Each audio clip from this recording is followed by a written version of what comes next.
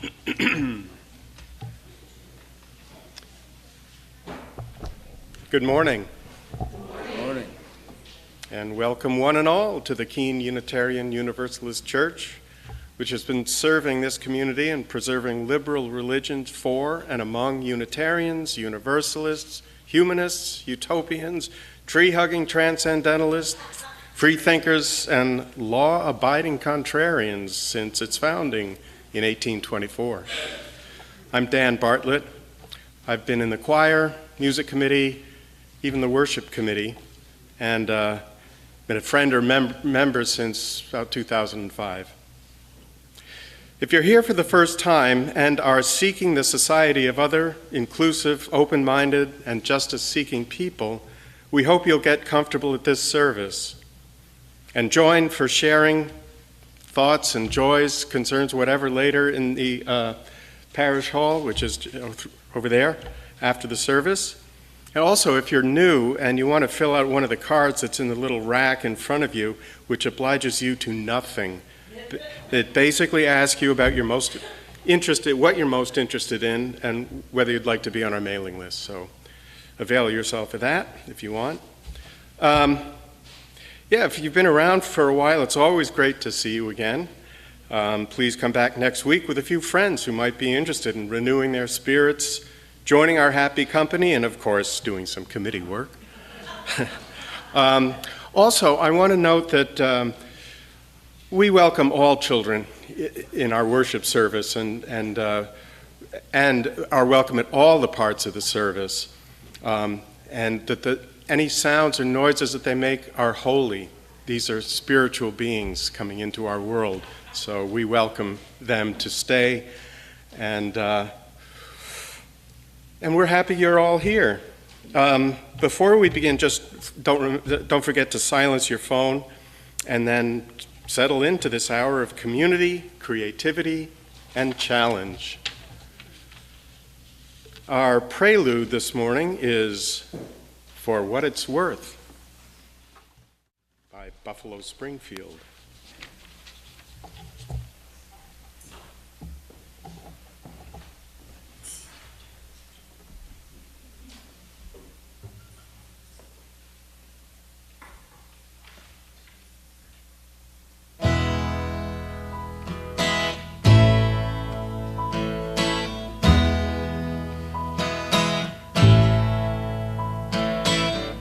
Something happening here. What it is ain't exactly clear. There's a man with a gun over there telling me I've got to beware. I think it's time we stop. Children, what's that sound? Everybody look what's going down.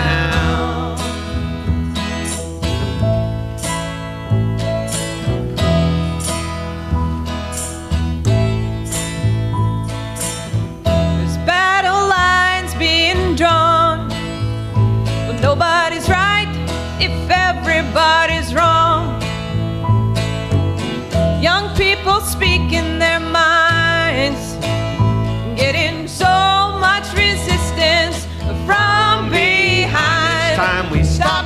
Hey, what's that sound? Everybody look what's going down.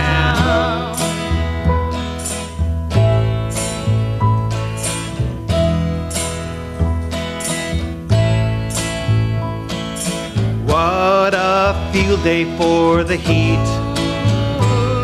1,000 people in the street, singing songs and carrying signs, mostly saying hooray for our side.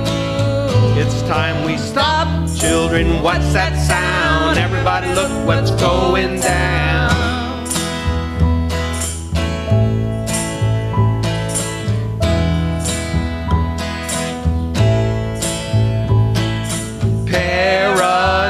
Strikes deep into your life, it will creep. It starts when you're always afraid. Step out of line, the men come and take you away. You better stop. Hey, what's that sound? Everybody look what's going, you better stop. Hey, what's that sound? Everybody look what's going, you better stop. Now, what's that sound? Everybody look what's going, you better stop. Children, what's that sound? Everybody look what's going down.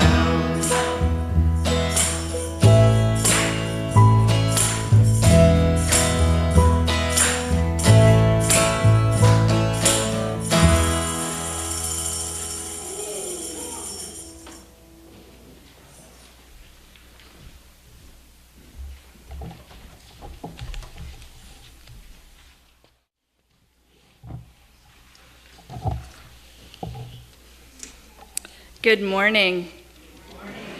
It is good to see you all again and to see some of you for the first time. I also wanted to say Shana Tova to all my Jewish friends. I know that some of you here also have some Jewish heritage. As Unitarian Universalists, we find wisdom in many sources. And on a personal level, I've been active in Jewish communities for most of my adulthood. And I studied Judaism when I was in divinity school as well.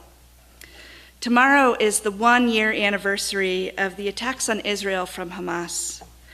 I know that that weighs heavy on many of our hearts in all kinds of ways. I saw these words from the Reverend Dr. Jackie Williams of the Middle Collegiate Church in New York City, and they spoke to me. My prayers are with those who mourn, with those who have empty seats at the table, for those whose sense of security and safety were shaken, for those who do not yet know the fate of their family members in bondage. My prayers are also with my Palestinian family and friends who have watched the pummeling of Gaza, the bombing and destruction in Gaza, the catastrophic loss of life, safety, security, and belonging, bombed by weapons paid for with US tax dollars. I weep with you and pray with you. I know that we're all holding these things in complexity. And it is also, we just had Rosh Hashanah, the new year, and I think at least I'm still feeling in this new season of the back to school, and the September always feels like a kind of new year, I think, even in this more secular world. So I welcome you all here. And as Dan alluded to, there's no religious education happening today, and Mallory isn't able to be with us today. So we warmly invite children to stay with us for the whole service, and there are some toys and some activities in the kind of middle section. If anybody wants to check those out, feel free to explore. You're welcome to get up and move and feel in your body, all of you, the ways that feel right for you.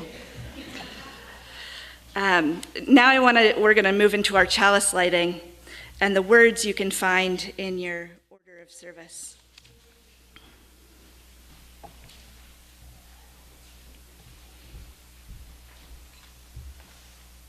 Please join me. We light this chalice to honor the light of truth, the warmth of community, and the fire of commitment.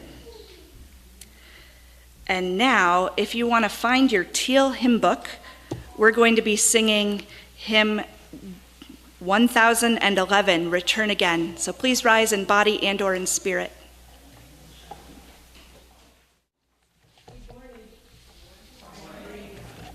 We're going to sing this, each section is repeated twice, so we're going to sing it the first section twice, second section twice, and then we're going to sing in a round.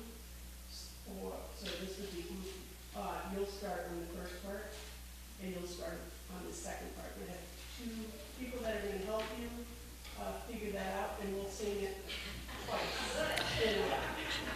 So if anyone didn't catch that, twice through the first part, twice through the second part, and then we have two people who are going to help lead us in a round.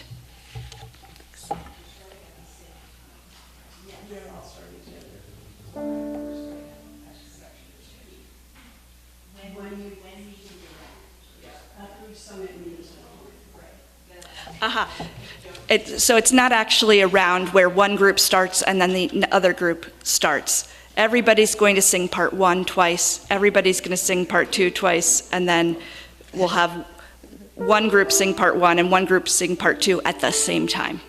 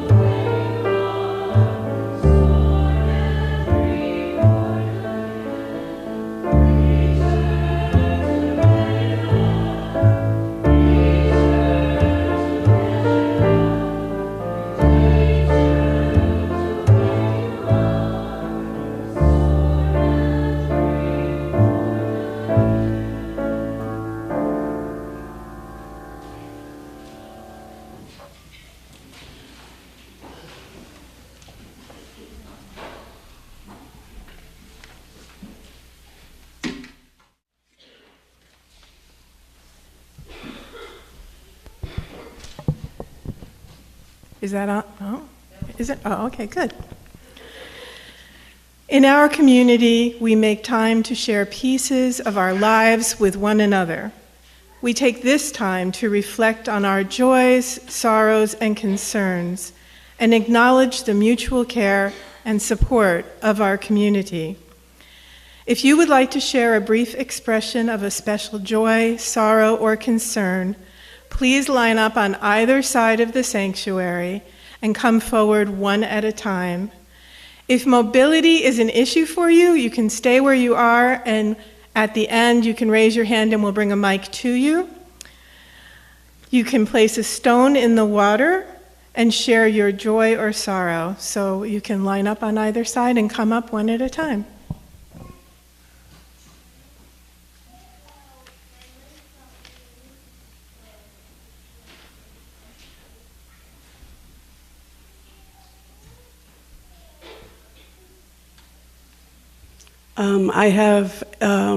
I would like you to lift up my brother Bob, who is starting into his last stages of cancer.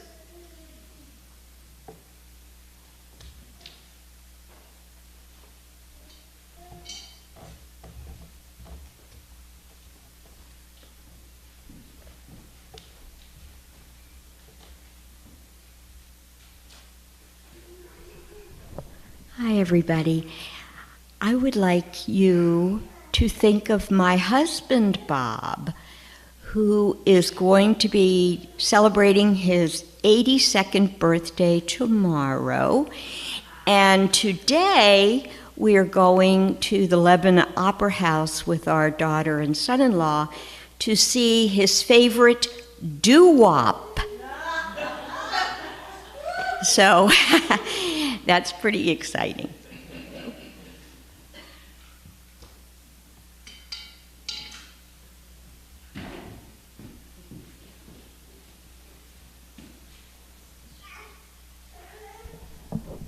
I received some really good news on Friday.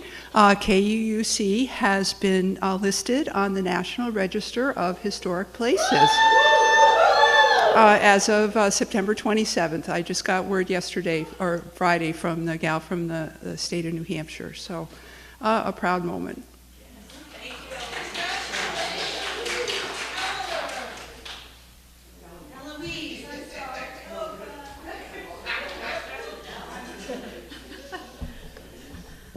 Hi, everybody. I'm Tina. I have a joy that's for this church, actually. The Keene Multicultural Center, which I know maybe some of you were here when they came and shared what their vision and hope is for this community of Keene in terms of the immigrant population, helping to find a place for them to go, to find resources, to be in a place together. So we just signed with Gail Summers, who's the owner of Yasso Jamaican Grill. So she'll be the person that's, I don't know what you call it, in charge of or starting up this nonprofit. And so we just signed with her. So that's the joy, okay? They're going to be renting the Undercroft area downstairs for around 6 months, possibly longer. My concern is we have somebody to get rid of, hopefully to get rid of the piano that's down there that's not operable. However, we have a couch and a pretty large desk down there. Those other two items need to be, those three items actually need to be removed in order for us to rent the space. So I noticed this morning when I came in that the desk is still there. I can't carry that out myself. So if there are some folks that want to try to set up a time to get the desk and the couch out, that would be really helpful, and then we'll get that piano out this week, so we'll be able to rent that space. So I'm very excited about this project and what's happening. So I would really welcome any support we could get to make it happen. All right, great, thank you.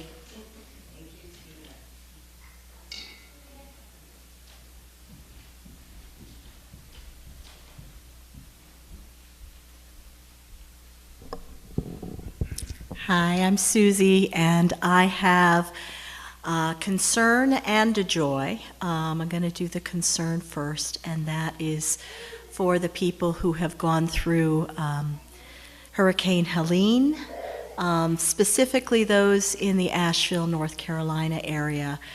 Some of you may know that my son was down there. He was not there for this. He moved out to Colorado.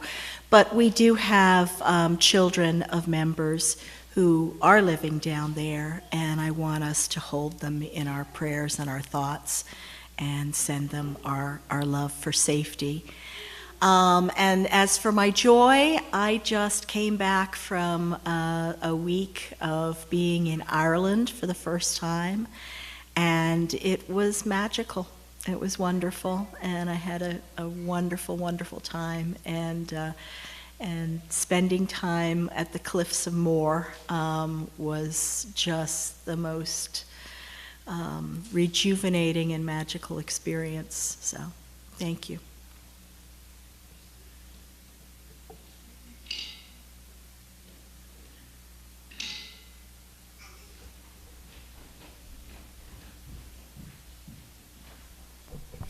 I'm Deb, and as chair of the membership committee, shame on me for forgetting to put my name tag on, but I will momentarily. My joy today is that longtime member Jen Wyman's schedule has changed. She hasn't been able to be with us for a while because she was working on Sundays, and now she can come to church again. That's my joy.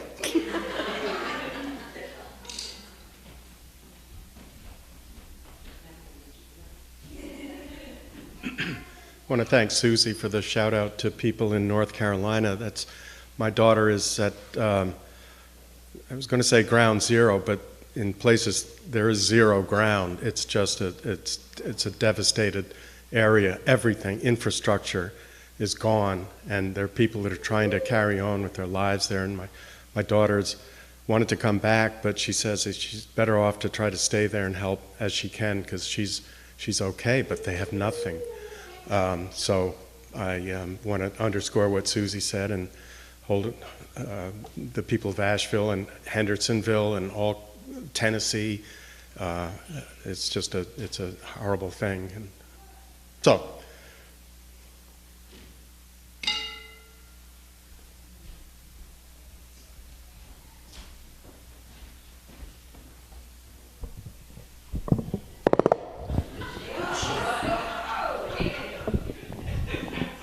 Hi, I have a joy.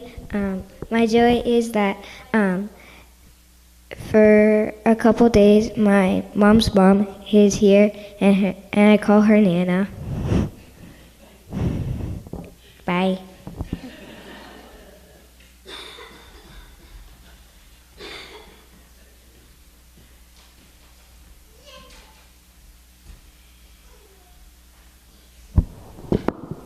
Hi, I'm Dan, and I have a joy.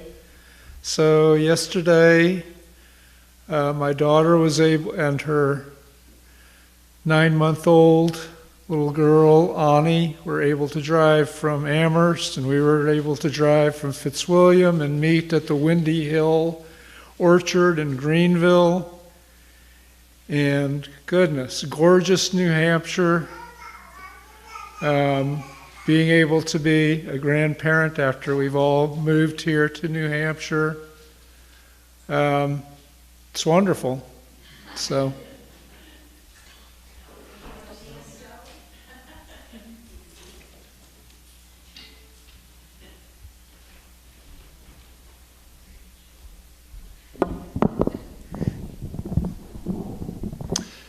Good morning. I have a sorrow to share this morning, and that is that my aunt died about 2 weeks ago unexpectedly. She was a real part of our lives, especially when I was younger. And she was a potter, and she loved to make us mugs and plates and things. And we would always get them at holidays, and maybe not as excited as a kid that we were always getting all those things at the holidays, but so thankful now that I have all those things that I still use on a daily basis. But miss her and thinking of her, and wanted to share that.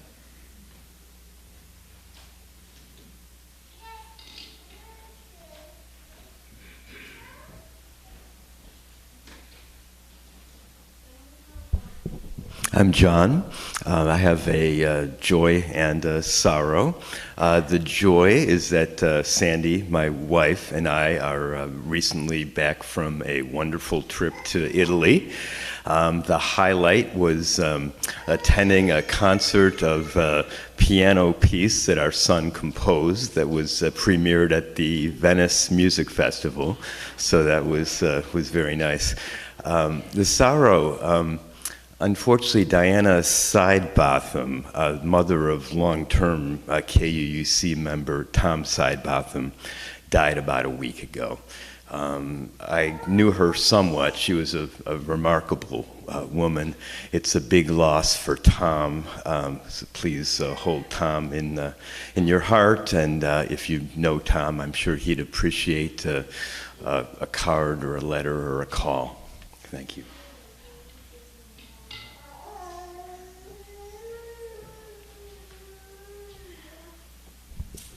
Is there anyone who was not able to stand and join up here that would like to share a joy, sorrow, or concern?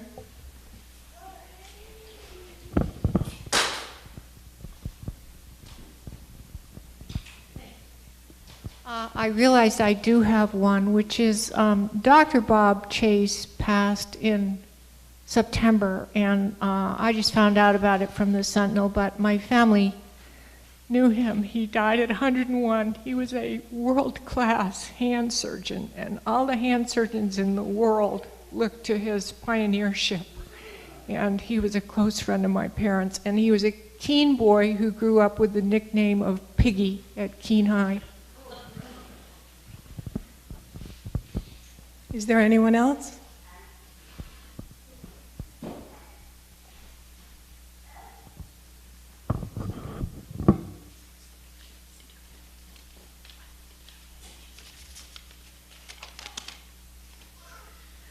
I'll just place a final stone for all the joys, sorrows, and concerns that are left unsaid. Thanks.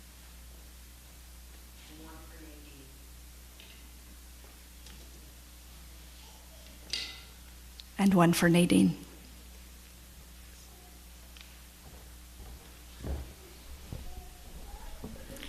If you could rise as you're willing and able and join in singing hymn number 396 in the Slate hymnal, I Know This Rose Will Open.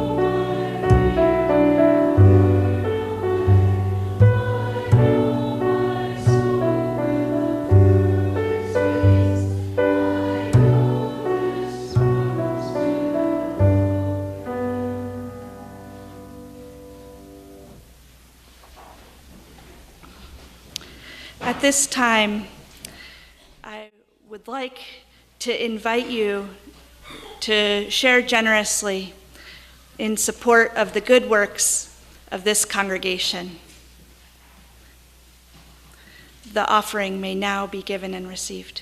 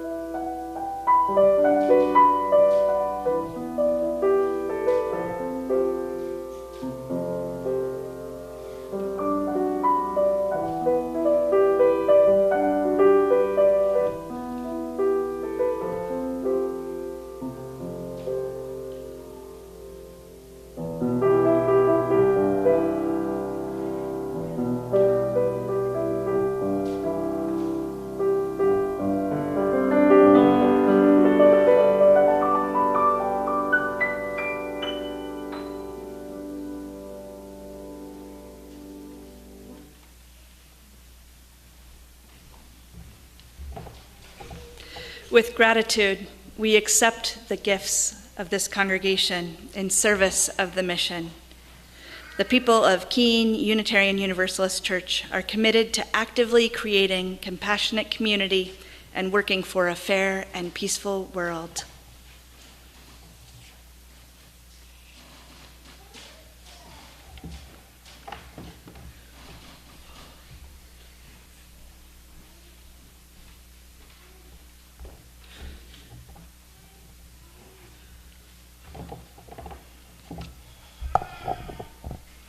This reading is called Oriented ×3 by Karen Herring. The first time I saw the phrase oriented ×3, I was working in a hospital as a chaplain. The phrase was used frequently in patient charts, and at first I thought it might be shorthand for an extremely oriented person. Like being oriented to the third power or being uber-oriented. I imagined a patient who was aware on many levels, sharp, quick, responsive, cognizant of what was going on inside her and around her. A nurse then explained to me that the phrase refers to being oriented to person, place, and time. A determination commonly made by asking patients, "What is your name? Do you know where you are? Do you know what day it is?" And I began to wonder if we might ask similar questions to determine if a person is oriented spiritually. What would it mean to be spiritually oriented times 3? What questions might we ask to determine that? What is your name? Do you know who you are? Do you know whose you are? Do you know where you are? What is your place in the world, in your life, in your relationships? What day is it today? What time is it in your life? What is the time for? What are you living for today, tomorrow, yesterday? These are not unrelated to other questions I ask all the time in hospital rooms, in the pulpit on Sunday, in long nights when I am alone. What do I believe? Where do I belong? What does it all mean? Certainly I know the questions better than the answers, but I also know this. We all have spiritual compasses inside us that help us to arrive at our own answers. Sometimes we can read our compasses more easily than others, but we all have something that spins toward north, an inner tug toward the holy.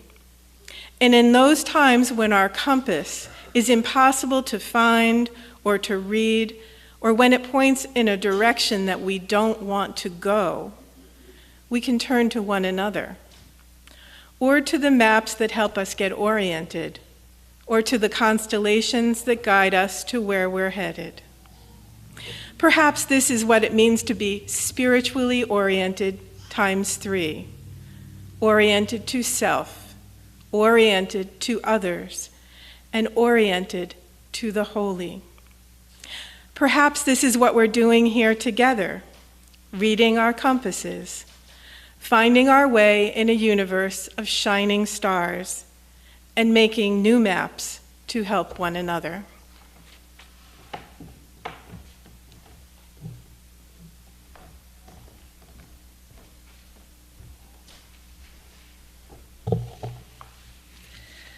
For this next bit, we're going to do something a little bit different.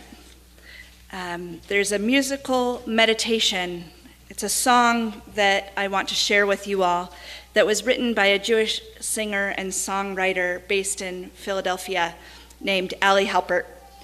And it's about a 5.5-minute long song in the spirit of inward reflection, lament, prayer, and meditation. In Ali Halpert's words, Ayeka is a song based on the story of Cain and Abel, the story of murder in our ancient texts between the first brothers. And God says to Cain after he has taken Abel's life, "What have you done?" Can you hold on just a second for the music? Thanks. God says to Cain after he has taken Abel's life, "What have you done? The voice of your brother's blood cries out to me from the ground." Ayeka is also a song about us. It's a song about God trying to find us even as we have done the most horrible things, to ask us, "Where are you?" To remind us that there is always a chance to come clean and offer repair, to stop the endless ripples of violence across generations, and to start a new cycle. It is a warning and a lament and a prayer. It is an invitation into teshuvah, returning to the selves we are meant to be. We can't change what we can't face, and we can't face what we can't feel. What is it right now that is too hard to look at for you? Where are you waiting to be brave? Where are you too hopeless to continue? You'll have about 5.5 minutes to reflect, so while you're listening, Be mindful of how deep you go so that you can still come back at the end. The questions, once again, we can't change what we can't face, and we can't face what we can't feel. What is it right now that is too hard to look at for you? Where are you waiting to be brave? Where are you too hopeless to continue?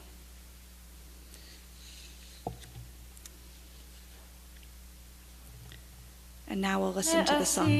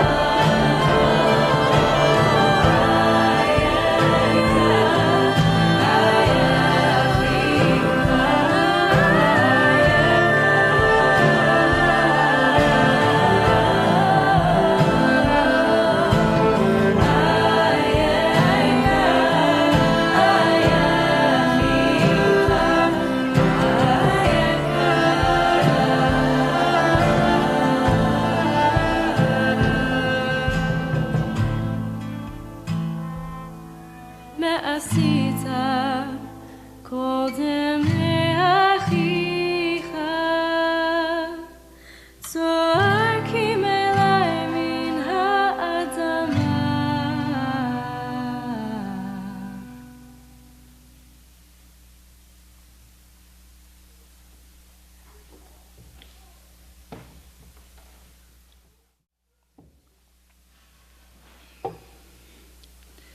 I hope that was a meaningful opportunity for you to reflect. Rosh Hashanah, the Jewish New Year, began this past Wednesday evening, and Yom Kippur will begin this coming Friday evening, going through the day on Saturday.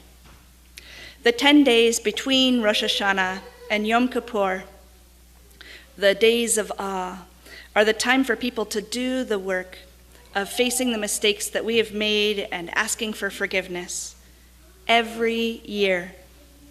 This is not a once-in-a-lifetime set of work for us to do, nor is it something that we humans are always good about addressing as things come up. It was decided that this was something that needed to happen regularly. I love hearing the sounds of kids. It tells us that we have the present and the future here with us. I also appreciate the invitation that comes with these days of awe, that life is both precious and it is precarious. And for those who are observant, Yom Kippur offers a dress rehearsal for death. People don't engage in any of the activities of living. They don't eat, they don't bathe, they don't brush their teeth or clip their fingernails. How we prepare for death has been on my mind as well, as I too am a hospital chaplain and was at the hospital all day on Friday and into the night. At the hospital, I am often responding to traumatic events and unexpected deaths, so I'm keenly aware of the utility of making sure that we do what we need to do and that we say what we need to say in the event that we find ourselves or our loved ones facing death unexpectedly.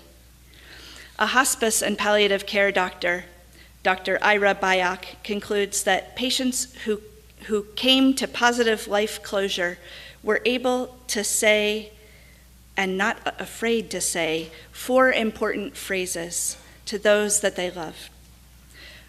Please forgive me. I forgive you, thank you, and I love you. Please forgive me, I forgive you, thank you, and I love you. It is simple, but it is not easy. And 2 of these 4 things I noticed are about forgiveness. Asking for forgiveness may also be a way of preparing for death or for preparing to say goodbye, and thus for living more fully. If you're anything like me, forgiveness is something that I've grappled with throughout my life, both in big ways and little ways. At the end of high school, for example, my very closest friend at the time ended up falling in love with an adult advisor of our teen community service group. He was 15 years her elder. She didn't tell me for a full year, during which I had confronted her again and again about rumors of a mysterious boyfriend and wanting to know why she'd become distant and unavailable. And when she finally told me, I felt hurt, I felt upset, I was angry, I was 18. I felt like I was supposed to forgive her for withholding this huge part of her life from me. But just saying the words, I forgive you, wasn't going to erase my anger and my sense of betrayal. I also had ethical questions about her relationship with the person who'd been our group's advisor, which made it harder for me to feel like was saying that I forgive her permissing something that I was unsure about. I didn't quite have a sense of where to bring my questions of anger and forgiveness, except that I felt like if I'd been more involved with the religious community, maybe I would feel better equipped to know what to do. I think forgiveness is an especially challenging topic for Unitarian Universalists.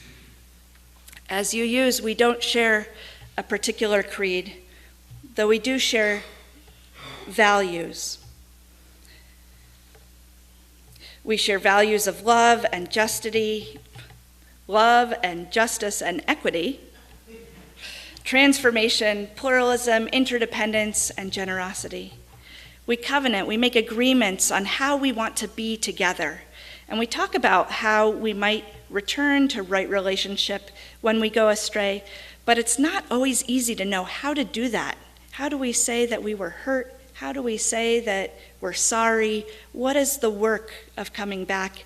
And each group that makes a covenant, each congregation, each small little group of people needs to develop its own culture and processes about how to do that. Unitarians, like Jews, believe in original blessing rather than original sin. We are born good. Some of us would say that we're made in the image of the divine, each and every one of us. One of those things about being human, though, one of those pesky things, is that we inevitably fall short of being who we want to be. We disappoint one another, and we aren't able to do it all. It is in those moments when I feel utterly helpless, let down by others, and in deep grief, that I find myself reaching out for the God that I'm not sure if I believe in. Ayeka, God, where are you? What would it mean to return to our best selves? What do we need to do to clear out of the way? What do we need to clear out of the way in order for us to be and feel settled?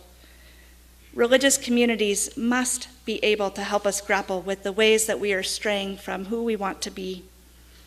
We need to learn to be honest with ourselves and with each other, knowing that people tend to do the best that they are able to do.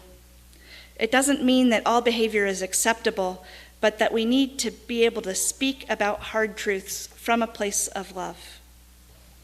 Forgiveness can come only when we are ready. In Judaism, there are 3 kinds of forgiveness. I'm going to talk about the first one, called mechila, forgoing the other's indebtedness. If the offender has wholeheartedly done the work of repentance, the offended person can offer mechila and relinquish the offender from their debt. As Rabbi David Blumenthal puts it, mechila is like a pardon granted to a criminal by the modern state. The crime remains, only the debt is forgiven. It's not an inherently warm and fuzzy kind of reconciliation, but it's a release of the burden. And if the person hasn't actually taken concrete steps to understand the harm that they've caused and to make it right, there is no obligation for the offended person to offer forgiveness. In fact, there's a custom in Judaism that the offender can ask for forgiveness, and if it's not granted by the person who's been harmed, the offender can go and do more work and return. And after 3 sincere attempts at repentance and asking for forgiveness, if the person continues to be in so much pain that they are not able to offer forgiveness, at that point, God will forgive the offender and release the person from that debt. It's only when people have done that interpersonal work that God offers forgiveness. The person who is harmed is never obligated to offer forgiveness. It is incumbent on the person who did the offending to try and make things right and to seek forgiveness. I also love that the Jewish tradition allows people to make a discrete number of attempts to make things right. That you can keep trying and keep trying and keep trying, and if that person never forgives you, that is okay. You can still receive God's forgiveness. If you believe in God, the universe, you can just accept that forgiveness. God's forgiveness extends to a person after a person has forgiven them, or after they have repeatedly and earnestly repented and sought forgiveness from another. And even if forgiveness is offered, sometimes forgiveness means holding boundaries, like in a case of a relationship that is abusive. It doesn't always mean reconciliation, that people are going to return to where they were before. In Christian culture, and thus in the broader American culture, Many of us have heard the idea of forgive and forget. In this Jewish practice, forgiveness isn't guaranteed or expected without the offender making a concerted effort and a real change. It is not the intent of the offender that matters, but the real behavior that has an impact on another. Rabbi Blumenthal points out that if we offered this easy forgiveness, that offenders may never actually internalize the extent of the hurt or harm that they've caused, and the evil, if you use that word, will be perpetuated. There is no easy grace in Judaism. You cannot cut corners. You have to do the work. In a sense, forgiveness is for the person who has been harmed, and repentance is the work for the person who did the wrong, though they are obviously intricately connected. Forgiveness is shallow if a person doesn't actually recognize why their words or their actions hurt someone else. It makes me think of when a grown-up pushes a kid to apologize because the grown-up sees that the kid did something wrong, and the kid offers the apology, sorry, that is neither sincere nor heartfelt. There is no reflection, so there can be no repentance. I imagine that most of us have also been the recipient of some of these apologies, and maybe even accompanied by a look that makes you know that the next time the grown-ups aren't around, I'm going to do this again. Danya Rutenberg wrote a book on repentance and repair, making amends in an unapologetic world. This was the UUA Common Read last year. She goes much deeper into the concrete steps of how to do the transformative work so that we don't keep making the same mistakes again and again and again, personally or collectively. She applies these teachings to so many contexts, and she uses stories and anecdotes to illustrate her points. It's a very readable book. Rutenberg draws from Moses Maimonides, a well-known 12th century philosopher, scholar of Jewish law, who codified a religious framework in what's known as the Mishnah Torah. Maimonides clarifies and articulates some explicit steps for how we do this process of repentance, officially translated as teshuvah, literally meaning returning. In a spiritual sense, teshuvah is about coming back to where we are supposed to be, returning to the person we know we are capable of being, coming home in humility and with intentionality, to behave as the person we'd like to believe that we are. This is about transformation, what we can control, rather than requiring forgiveness from another person, whether or not the person intentionally caused the harm in the first place. Rutenberg spends the whole first chapter defining Maimonides' 5 steps of repentance, which are naming and owning the harm, starting to change, restitution and accepting consequences, apology, and making different choices. While I'm not going to go into these in full detail about what each of the steps entails, I want to highlight that there can be several steps involved if we are actually committed to changing our behavior. I appreciate having a structure. In some ways, talking about forgiveness feels like a somber topic, thinking about hurting one another, preparing for death. This is serious business. At the same time, I find so much hope in this work. I once bought a t-shirt from a UU General Assembly that said, "Love the hell out of this world." It's a universalist idea that the only hell that exists is that which we create for one another here on earth. When we are recognizing the ways in which we are hurting one another, both interpersonally and systemically, we are already on our way to making different choices. My closest friendships are ones that have survived conflict, hurt, and misunderstanding. They were tested, and we found our way through. Yes, certainly other relationships have been lost to conflict, But the ones that have never been tested or conflict never emerged, those ones have tended to remain shallow. The Jewish calendar returns each year to the season of death and repentance, a chance to make things right, to look at our mistakes and address them. This comes from a place that believes in accountability and a hope for change. Hurts sit with us, the hurts that we have endured as well as the hurts that we have inflicted on others. And the practice of teshuvah, of repenting and returning, gives us a chance to take that hurt and bring healing to make the world better. It's like seedlings in the spring. If one plants seeds indoors and lets them grow there and then just tries to bring them out all at once, they're not going to make it. People who are farmers or regular gardeners know that once you plant those seeds inside, you take them outside for a little bit and you bring them back in, and you take them outside for a little bit and you bring them back in, a process called hardening, helping prepare those plants to withstand the harsher elements of being outside. And as we approach the Jewish holiday of Yom Kippur this Saturday, I want to invite you to take some time this week to find a moment of teshuvah, acknowledging our missteps and returning to our better selves. And in doing so, we are actively creating a better world for ourselves and for others. May it be so. I now invite you to get your wiggles out a little bit, rise in body and or spirit. We're going to sing hymn 159 in the Gray Hymn Book, This Is My Song.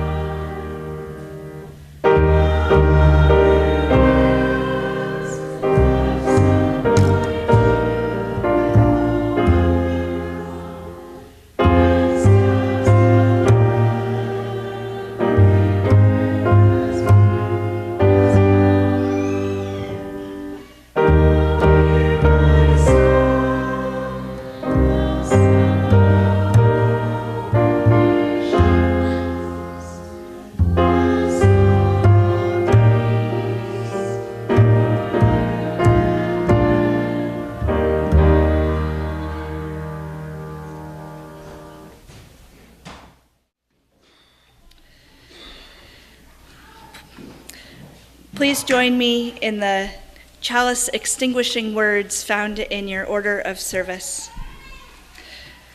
We extinguish this flame, but not the light of truth, the warmth of community, or the fire of commitment. These we carry in our hearts until we are together again. Our benediction comes from Kathleen McTeague. May the light around us guide our footsteps and hold us fast to the best and the most righteous that we seek. May the darkness around us nurture our dreams and give us rest, so that we may give ourselves to the work of the world. Let us seek to remember the wholeness of our lives, the weaving of light and shadow in this great and astonishing dance in which we move. Blessed be.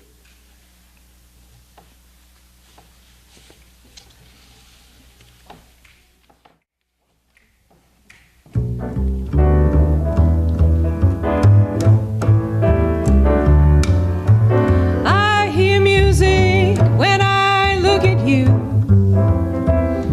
a beautiful theme of every dream I ever knew. Down deep in my heart, I hear it play. I feel it start, then melt away. I hear music when I touch your hand, a beautiful melody from some enchanted land. Down deep in my heart, I hear it say, is this the day?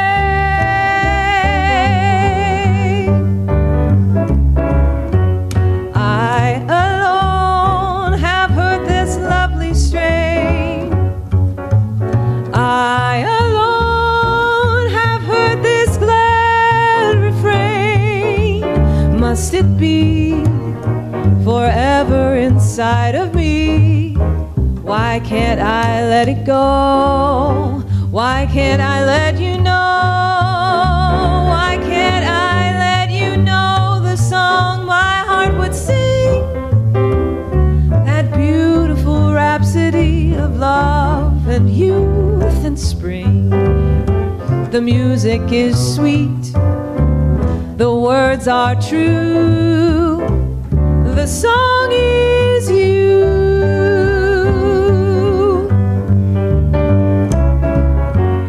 I alone have heard this lovely strain. I alone have heard this glad refrain. Must it be forever inside of me? Why can't I let it go? Why can't I let it go? Why can't I let you know the song my heart would sing? That beautiful rhapsody of love and youth and spring. The words are true, the words are true, the song is you.